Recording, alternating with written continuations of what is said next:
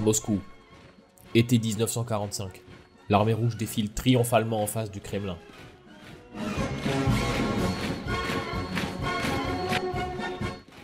Comme le veut la tradition romaine, les drapeaux du vaincu sont jetés à terre et traînés dans la poussière devant le vainqueur.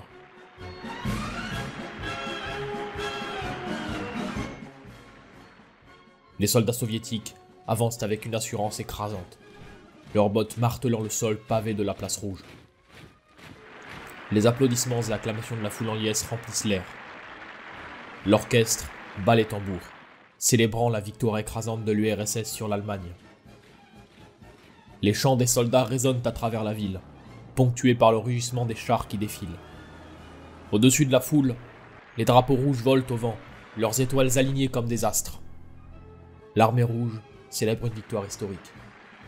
Et l'Union soviétique se réjouit de sa place en tant que nouvelle puissance mondiale.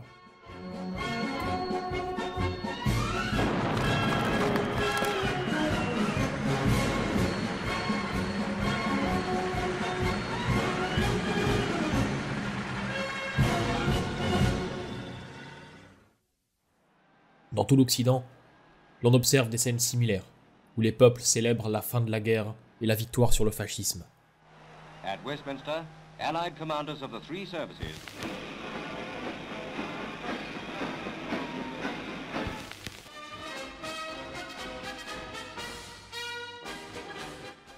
Les drapeaux flottent au vent et les cloches sonnent.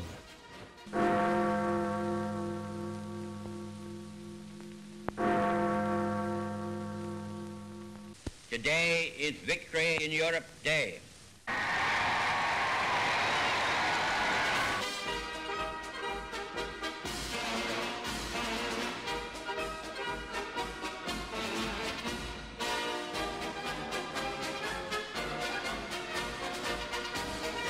Pourtant, si les Alliés défilent si triomphalement en célébrant leur victoire, il en est tout autre pour les pays vaincus.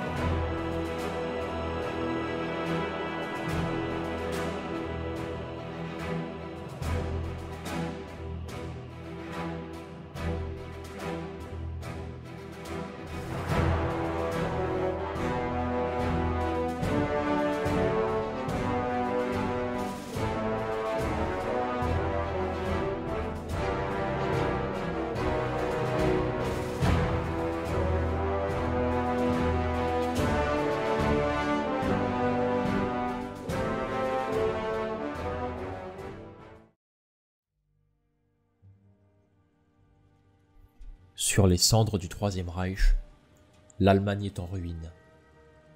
Éreintée par les années de guerres et de privations, les rues de la capitale sont jonchées de débris, les bâtiments détruits. Les habitants errant dans les rues cherchent désespérément de quoi survivre. La guerre a décimé les hommes, laissant derrière elle des femmes, des enfants et des personnes âgées pour reconstruire un pays en lambeaux. Les usines ont été détruites, les champs brûlés, laissant peu de perspectives d'avenir pour les survivants. Les rares ressources restantes sont rationnées, distribuées avec parcimonie pour tenter de maintenir les familles en vie. Malheureusement, même les rations sont insuffisantes. Dans ce paysage désolé, les habitants du pays luttent pour survivre, cherchant un moyen de se reconstruire après une guerre qui a tout détruit. Pourtant, à peine sortis de la guerre et meurtris par des années de conflit, les Allemands ignorent qu'ils se retrouvent déjà au milieu d'un conflit d'une envergure mondiale, dont ils ne sont qu'un pion de l'échiquier. D'un côté, Joseph Staline, maître de l'URSS depuis plus de 20 ans. De l'autre, Harry Truman, président des États-Unis d'Amérique. Deux dirigeants, deux idées et deux modes de vie radicalement différents. Staline était un communiste convaincu. Dès son arrivée au pouvoir en URSS, il a appliqué son programme avec une intransigeance redoutable. Nationalisation des industries, collectivisation et établissement d'un système de planification centralisé. Il a transformé le pays en le propulsant du Moyen-Âge à la deuxième puissance mondiale en l'espace de 20 ans. La victoire sur l'Axe a propulsé Staline au sommet de sa gloire. Partout dans le monde, on chante les louanges du petit père des peuples. Tout notre cœur, nous proclamons notre amour ardent pour Staline et nous l'assurons de notre confiance inébranlable. Truman, lui, vient à peine d'arriver à la tête des États-Unis. Propulsé à la plus haute fonction du pays suite à la mort du président Roosevelt, celui qui fut autrefois un vendeur de chemises dans le Missouri doit désormais faire face à la seconde puissance mondiale sans la moindre information. En effet, Roosevelt n'a pratiquement jamais rencontré Truman et ne l'a jamais tenu au courant de ce qu'il savait ni de ce qu'il faisait. Pour Truman, le début de la guerre froide s'annonce particulièrement compliqué. Potsdam, juillet 1945. Les Alliés se rencontrent et l'Allemagne est partagée d'ouest en est d'un simple coup de crayon. En parallèle, le déferlement de l'armée rouge sur l'Europe provoque un exode massif de population. Au total, le territoire allemand perd 25% de sa superficie, et on estime à environ 14 millions le nombre d'Allemands ethniques expulsés des territoires orientaux dans le vide juridique le plus total. Dès le partage des territoires effectué à Potsdam, les soviétiques se ruent dans leur zone d'occupation. Très rapidement, l'armée rouge déferle sur l'Allemagne orientale.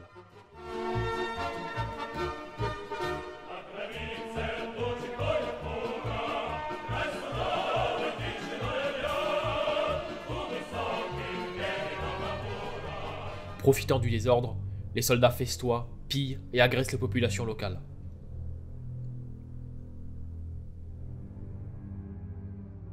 Souvent oublié, on estime à environ 2 millions le nombre d'Allemandes qui seront violées par les soldats soviétiques, qu'importe qu'elles soient adolescentes, mères de famille ou même sexagénaires. Une jeune fille témoigne. Maman était particulièrement jolie. Les Russes l'ont tout de suite repérée. Dès leur arrivée à Vogelsdorf, ils sont venus trouver ma mère. Et puis ils sont revenus chaque nuit, pendant des semaines. Arrivant chez nous, braguette ouverte. J'entendais ma mère supplier, appeler au secours, jusqu'à ce qu'elle devienne la maîtresse d'un commandant et qu'il nous prenne sous son aile.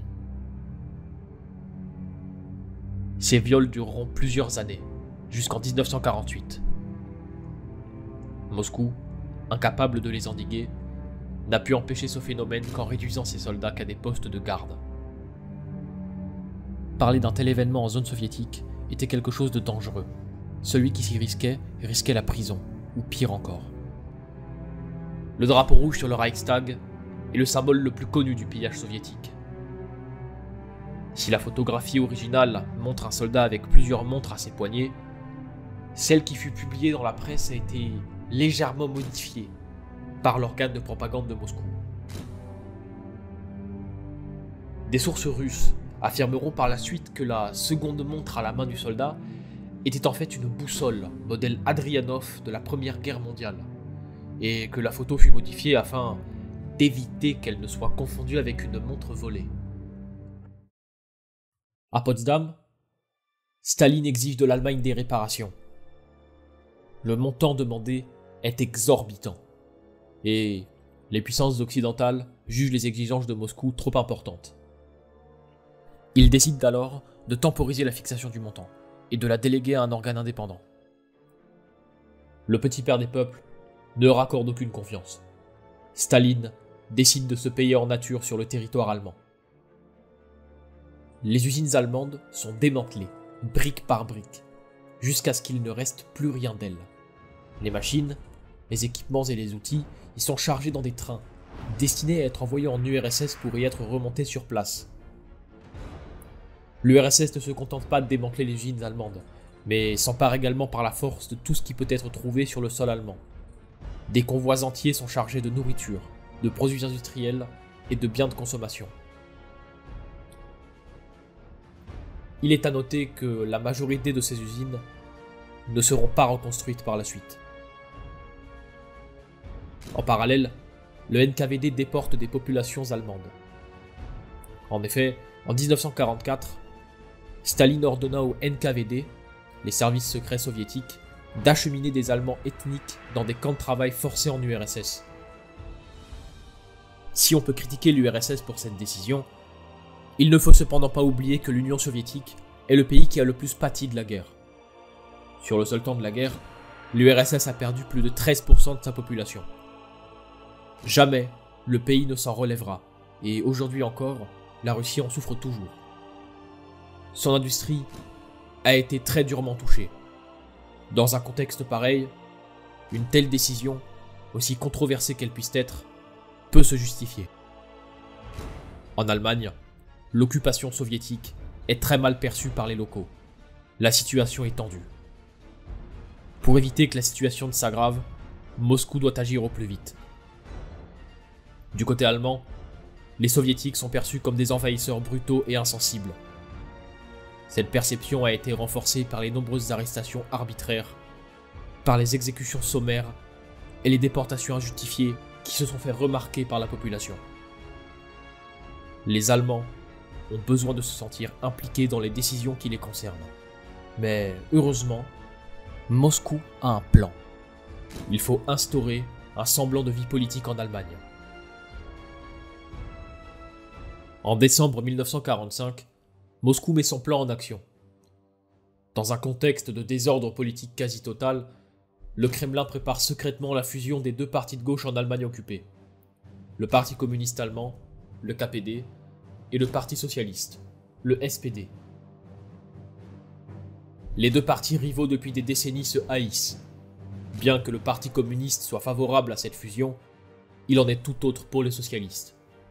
Pour éviter le désastre, Moscou se mobilise et ordonne la mise en détention de milliers de membres du Parti socialiste opposés à la fusion.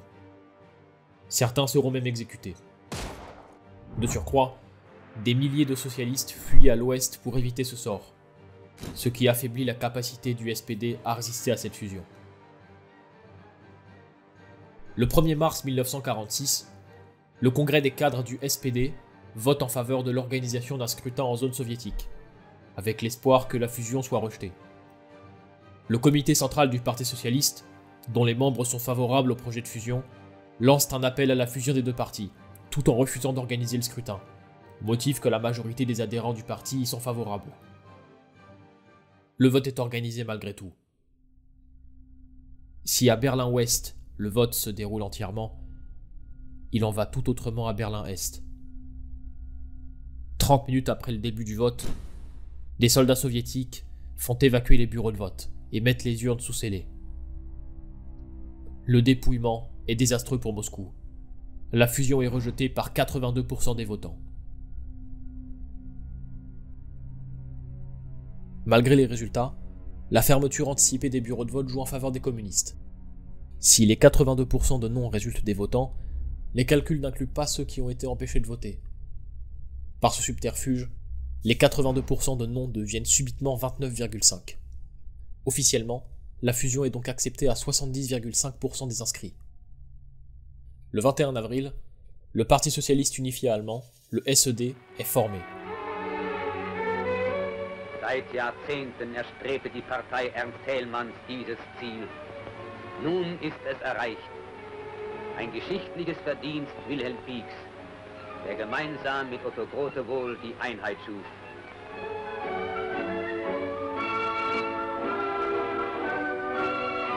Frühjahr 1946. Kommunisten und Sozialdemokraten demonstrieren gemeinsam.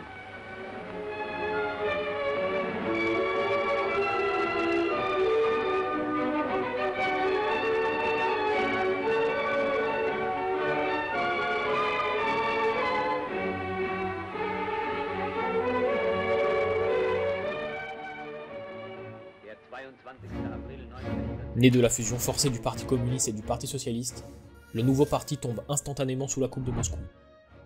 Ironiquement, quelques années auparavant, Staline disait ceci. Ce qui compte, ce n'est pas le vote, c'est comment on compte les votes.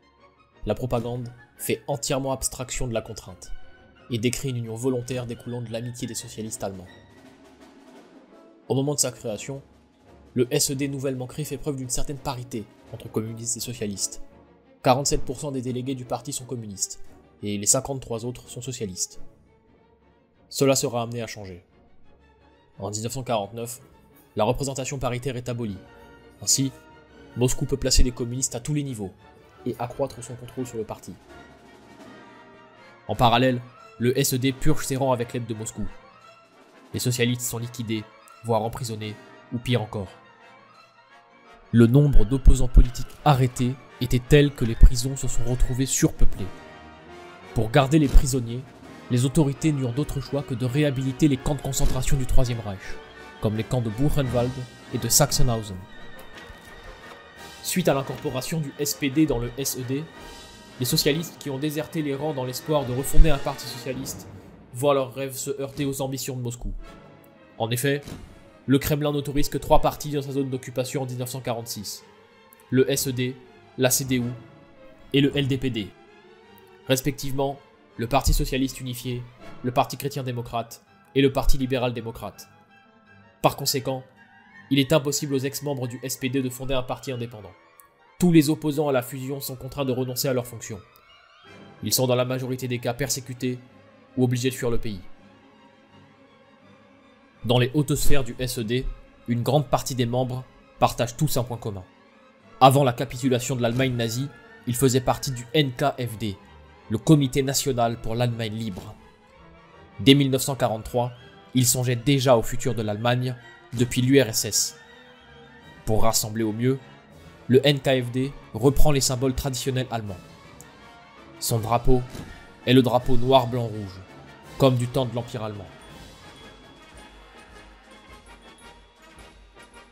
Par ailleurs, ses membres tenteront de le faire adopter en tant que drapeau de la RDA. Cette proposition sera rejetée par le gouvernement soviétique. Parmi les rangs du NKFD, l'on retrouve Wilhelm Pieck et Walter Ulbricht, respectivement futurs présidents de la RDA et futurs secrétaires généraux du SED. De retour en zone Est, les élections approchent. Pour Moscou, tout est en place pour permettre au Parti socialiste unifié de remporter les élections et de faire basculer sa zone d'occupation dans le communisme. Berlin-Est, 1946. Alors que le peuple allemand est aux urnes pour voter aux élections régionales, le SED, soutenu par Moscou, espère remporter la majorité des lands allemands. Les résultats ne sont pas ceux que le parti avait espérés. Sur l'ensemble des Länder de la zone soviétique, le SED ne remporte aucune majorité absolue. Cependant, la fusion du SPD et du KPD garantit au SED une majorité relative dans toute la zone. Malgré sa victoire en demi-teinte, le SED a réussi à garder une influence importante sur les institutions politiques en Allemagne de l'Est, grâce à une disposition du système électoral. Effectivement, il convient de préciser comment fonctionne le système électoral en zone soviétique. Dans un premier temps, tous les partis sont membres d'une coalition unique, le Bloc démocratique, qui deviendra par la suite le Front national. Dans cette coalition, on retrouve 3 partis, le SED, le LDPD et la CDU. Ce système a une particularité. Tous les partis sont subordonnés au SED, lui donnant de facto le pouvoir. Ce système permet aux élus communistes de détenir la majorité des sièges dans les endroits stratégiques. Ainsi, même si le SED n'a pas remporté de majorité absolue, il peut conserver sa position de pouvoir en utilisant ce système. Cette disposition lui permet de maintenir sa mainmise sur toutes les institutions. Sie hat uns alles gegeben, Sonne und Wind, und sie geizte nie. Wo sie war, war das Leben. Was wir sind, sind wir durch sie. Sie hat uns niemals verlassen. Froh raucht die Welt, und zwar warm. Uns schützt die Mutter der Massen. Uns trägt ihr mächtiger Arm. Die Partei, die hat immer Recht und Genossen, es bleiben dabei. Denn wer kämpft für das Recht, der hat immer Recht gegen Lügen. Pour Moscou et les cadres du parti, le problème ne réside pas dans la possession du pouvoir, mais dans la légitimité qui est accordée au parti. Cependant, même si le SED possède tacitement le pouvoir, et bien que sa légitimité ne soit que partiellement reconnue, l'Allemagne, elle, est encore en ruine. Et le parti a besoin d'institutions pour organiser le territoire, et plus encore, le pays. Le 11 juin 1947, Moscou ordonne la fondation de la Commission économique allemande. Installée dans l'ancien ministère de l'aviation du Reich, cette commission a pour rôle de jouer le gouvernement provisoire, sous la direction d'un président, Heinrich Rau, ainsi que de 2 vice-présidents, Bruno Leuschner et Fritz Zeltmann. Ces 3 personnages partagent tous un point commun. Ils sont membres du SED. En raison de l'instabilité politique rampante dans la zone soviétique, la commission a subi plusieurs réorganisations. En février 1948, Moscou lui accorde le pouvoir de légiférer.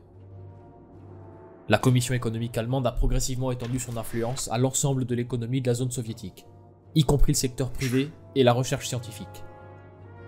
Elle a ainsi atteint une centralisation considérable avant même la fondation de la RDA. Pendant ce temps, à l'ouest, dans le plus grand des secrets, 25 économistes allemands, triés sur le volet, sont transportés en autocar dans un lieu tenu secret. Une fois arrivés à leur destination, ils sont isolés du reste du monde. Dans le secret le plus total, ils peaufinent les ultimes détails d'une réforme monétaire préparée par les États-Unis. L'Allemagne va changer de monnaie, en passant du Reichsmark au Deutschmark. C'est l'opération Bird Dog. Plus de 500 tonnes de nouveaux Deutschmark sont imprimés aux États-Unis. Dissimulés dans plus de 23 000 caisses, ils seront ensuite transférés en Allemagne. La nouvelle monnaie est entreposée dans les caves de la Reichsbank en attendant d'être repartie dans le pays. Le vendredi 18 juin 1948, les Allemands, en même temps que Staline, l'apprennent par la presse. 2 jours après, la nouvelle monnaie entrait en circulation.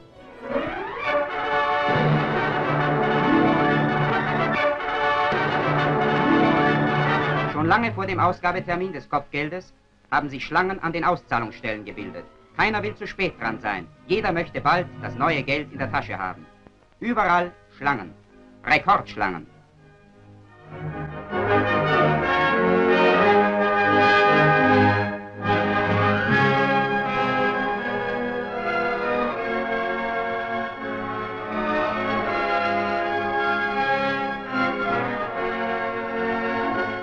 Seit Kriegsende war kein Ereignis in Deutschland so einschneidend wie die Währungsreform. Keines so bedeutsam für die zukünftige Entwicklung. En échange de la totalité de leur Reichsmark, désormais sans valeur aucune, les Allemands se voyaient donner 60 Deutschmark. Pour la 2e fois en 30 ans, les épargnants allemands sont ruinés. Cependant, grâce à cette réforme, l'inflation allemande disparaît et les comptes de la dette du Troisième Reich sont soldés. Miraculeusement, les 500 milliards de dettes accumulées par l'Allemagne disparaissent. Fait très rare, la création de la monnaie précède celle de l'État. Pour Staline, c'est la goutte d'eau qui fait déborder le vase. Il craint de voir le Deutschmark arriver à l'Est. Acculé, le petit père des peuples répond avec fermeté. Le 24 juin 1948, tous les accès sont coupés pour la ville de Berlin.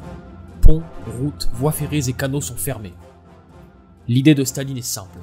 Il veut contraindre les alliés à lui céder Berlin-Ouest. Car la ville de Berlin, elle aussi, a été découpée entre les alliés à Potsdam. Et la partie ouest de Berlin est enclavée dans le territoire soviétique. Le blocus de Berlin commence. La capitale redevient l'épicentre de l'attention mondiale. Le premier théâtre de la guerre froide se matérialise. La ville, devenue inaccessible, croule sous les pénuries. Une famine s'installe, et Moscou doit réinstaurer le système de rationnement, mais l'aide soviétique s'avère insuffisante. Dans les faits, Moscou coupe les vivres de Berlin-Ouest et distribue des rations gratuitement à ceux qui émigrent à Berlin-Est. Les conséquences du blocus sont terribles. Faute d'électricité et de gaz, les usines ferment et le chômage explose. Partout dans le monde, les Berlinois, autrefois considérés comme des nazis, sont désormais considérés comme des victimes du communisme. Le monde entier retient son souffle. Quelle sera la réaction des Alliés face à un tel affront? Truman ne cède pas au chantage de Staline. Après tout, les États-Unis sont les seuls à posséder la bombe atomique. Au lieu de céder Berlin-Ouest à Staline, ils organisent un pont aérien. Car si Staline peut bloquer tous les accès, qu'ils soient terrestres ou marins, pour bloquer les avions, il doit donner l'ordre de les abattre. Un acte de guerre. Les chasseurs soviétiques quadrillent le ciel. Des deux côtés, l'on craint le pire si un incident venait à se produire. Dieu seul sait quelles conséquences un tel incident pourrait entraîner. Les Alliés mobilisent quant à eux quelques 1000 avions. Ces mêmes qui servirent 3 ans auparavant à bombarder Berlin servent désormais à la ravitailler. C'est l'opération Victuailles.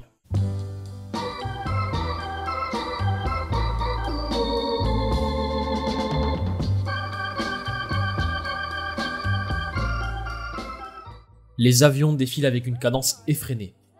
En moyenne, un avion arrive toutes les 3 minutes. You're riding high in April, shot down in May. But I know I'm gonna change that tune when I'm back on top. Dans un échange diplomatique adressé aux Alliés, Staline mentionne qu'il accepterait de lever le blocus uniquement si les Alliés reportaient la fondation de la RFA. Les Alliés, confus quant à pourquoi, acceptent néanmoins la requête de Staline. Le 12 mai 1949, Moscou lève le blocus. Let it get me down, 'cause this fine old world, it keeps spinning around. I've been a puppet, a pauper, a pirate, a poet, a pawn and a king. I've been up and down and over and out, and I know one thing. Au total, près de 2 millions de tonnes de fret ont été acheminées par voie aérienne à Berlin-Ouest. En vérité, le blocus fut désastreux pour l'Est, qui dépendait encore fortement du commerce avec l'Ouest. Pour Staline, son seul choix fut de le lever. Le blocus de Berlin précipite la formalisation de l'alliance des pays occidentaux. Pendant les négociations au regard du blocus, se forme l'Organisation du traité de l'Atlantique Nord, l'OTAN.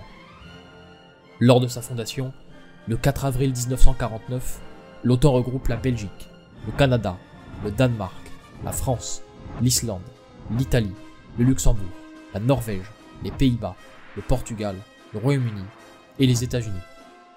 Ironie du sort, l'URSS y déposera sa candidature quelques années plus tard.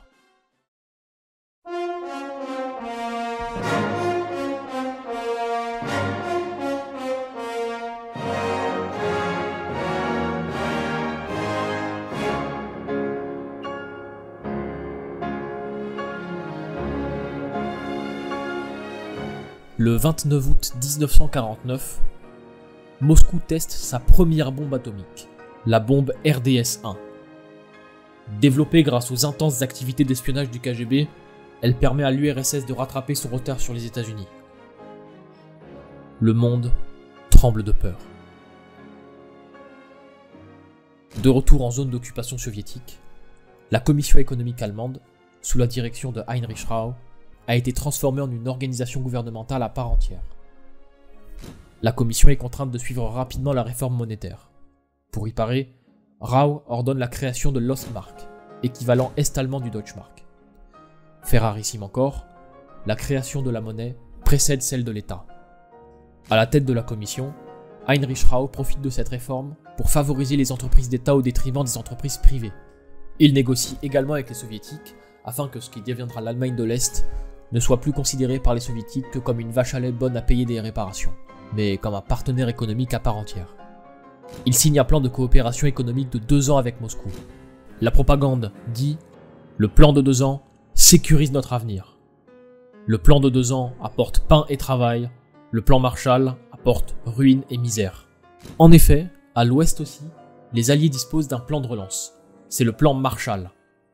Par le biais de ce plan, les États-Unis accordent aux Européens 16,5 milliards de dollars. Aujourd'hui, cette somme équivaudrait, en corrigeant l'inflation, à environ 173 milliards de dollars.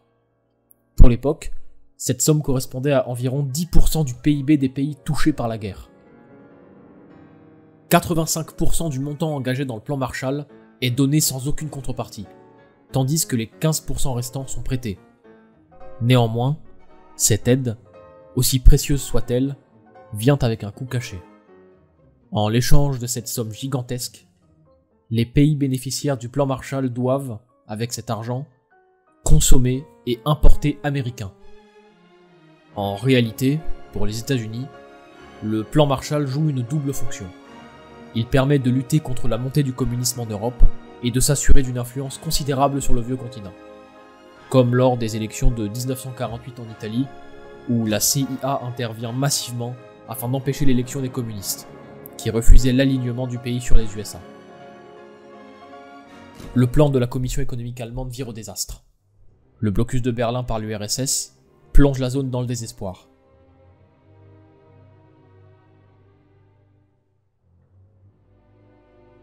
Alors que le SED joue de son pouvoir et dirige tant bien que mal la Commission économique allemande à l'Est, le parti reste néanmoins sur sa défaite de 1946. Le parti veut pousser sa légitimité plus loin encore. En mars 1948 se tenait le second congrès populaire, qui donna naissance au premier conseil populaire. Ce dernier était constitué de 300 membres dotés du droit de vote, issus de la zone d'occupation soviétique. Son organisation est calquée sur celle d'un parlement. À une seule exception près, le Conseil populaire n'a pas été élu. Ses membres sont majoritairement membres du SED. Les opposants du SED insistent sur le fait que le Conseil ne doit pas être considéré comme un parlement. Pour le parti, le Conseil vaut parlement. Aussitôt dit, aussitôt fait. Parallèlement, le bloc démocratique inclut deux nouveaux partis. Le Parti paysan démocratique d'Allemagne, le DBD, et le Parti national-démocrate d'Allemagne, le NDPD, dont le but était d'organiser au sein d'un parti politique loyal envers le SED toute une clientèle politique ne se retrouvant pas dans les idées du SED, à savoir d'anciens militaires et d'anciens membres du Parti national-socialiste. Pour le SED, la formation du Conseil populaire lui permet de s'emparer de toute légitimité. Le parti bénéficie d'une majorité absolue au sein du bureau et de toutes les commissions. De plus, le parti occupe le poste de président de toutes les commissions, à l'exception de celle de la justice, confiée au LDPD, et celle du traité de paix qui est confiée à la CDU. Lors de sa 6e session, les membres du Conseil ont formé une commission constitutionnelle, sous la direction d'Otto Grotewohl, éminent membre du SED, afin de rédiger une constitution pour la RDA. La commission s'est appuyée sur un projet déjà existant, élaboré par le SED en novembre 1946. Le 19 mars 1949, la Constitution est adoptée sans réserve. Pour un territoire qui dispose d'une monnaie, d'un parlement, d'une constitution et d'un gouvernement, il ne reste cependant plus qu'une seule chose à créer. Das begeisterte Volk, die strahlende Jugend fühlten es. Etwas Großes war geschehen. Gewissheit wurde es ihnen durch das Telegramm Stalins an Wilhelm Pieck und Otto Grotewohl, in dem der geniale Lehrer und Führer aller fortschrittlichen Menschen sagt: Die Gründung der deutschen, friedliebenden, demokratischen Republik ist ein Wendepunkt in der Geschichte Europas.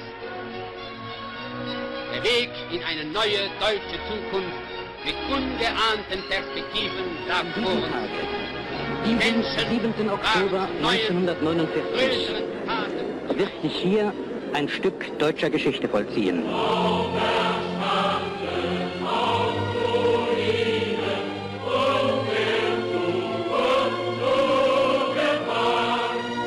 Sie alle, Hörer in Stadt und Land, in Ost und West, die Sie jetzt durch die Rundfunkwellen mit uns verbunden sind, werden Zeugen dieser Ereignisse sein.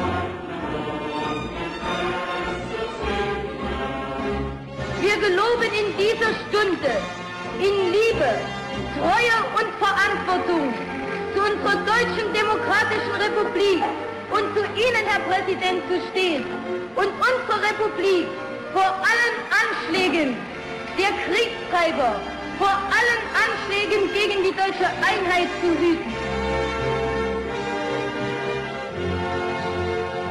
Wir sprechen wieder aus dem großen Saal der Deutschen Wirtschaftskommission in Berlin und folgen den historischen Ereignissen des heutigen Tages. Ich bitte Sie, mit mir einzustimmen in den Ruf: Deutschland, das deutsche Volk, seine nationale Einheit, seine Demokratie, sein wirtschaftlicher, politischer und kultureller Aufstieg, seine Freundschaft mit der Sowjetunion und allen anderen friedliebenden Völkern, alle diese Grundelemente der Deutschen Demokratischen Republik, sie leben. Oh! Oh! Oh!